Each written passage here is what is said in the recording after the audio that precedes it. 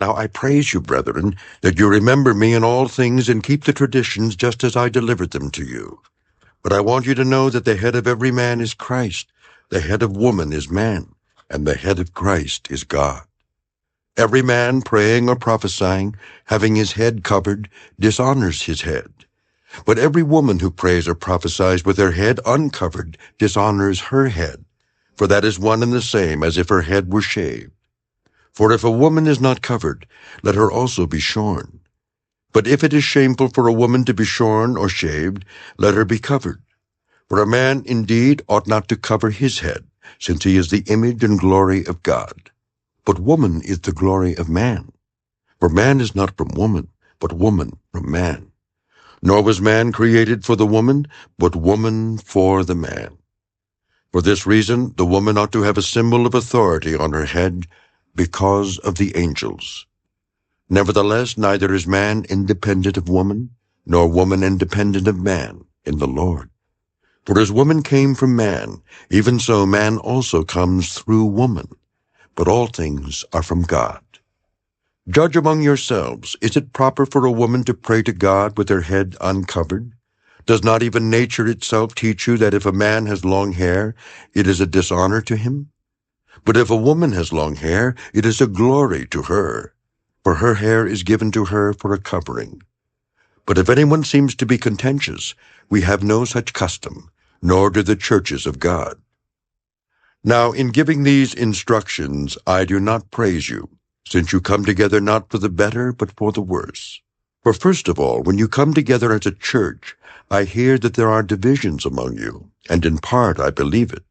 For there must also be factions among you, that those who are approved may be recognized among you. Therefore, when you come together in one place, it is not to eat the Lord's Supper. For in eating, each one takes his own supper ahead of others, and one is hungry and another is drunk.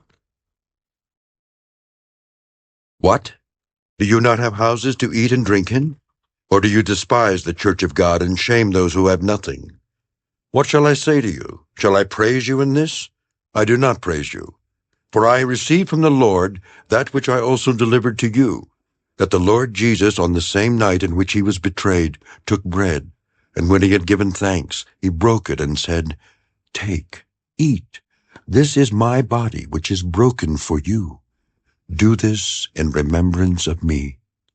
In the same manner, he also took the cup after supper, saying, This cup is the new covenant in my blood. This do as often as you drink it, in remembrance of me.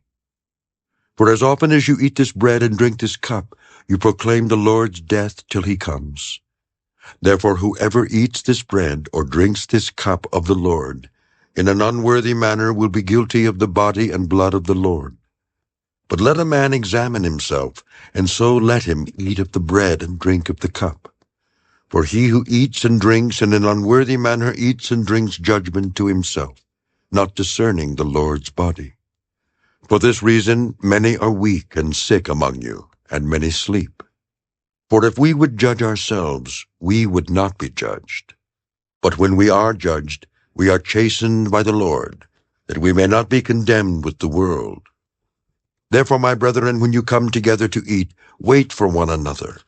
But if anyone is hungry, let him eat at home, lest you come together for judgment.